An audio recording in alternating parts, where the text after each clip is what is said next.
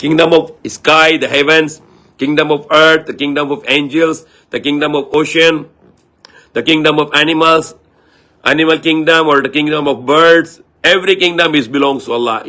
Blessed is the one who controls the kingdom, the dominion, and he has power over everything. الذي خلق الموت والحياة ليبلوكم أيكم أحسن عملا.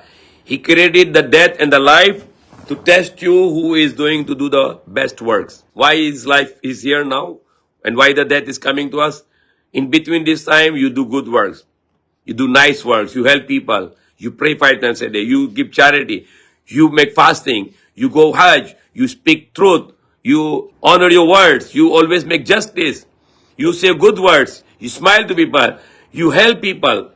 Do all the good things for the sake of Allah. So in the front of Allah, you are in the day of judgment. Allah, you give me life and you wanted to test me, so I did this in my life. So please forgive me.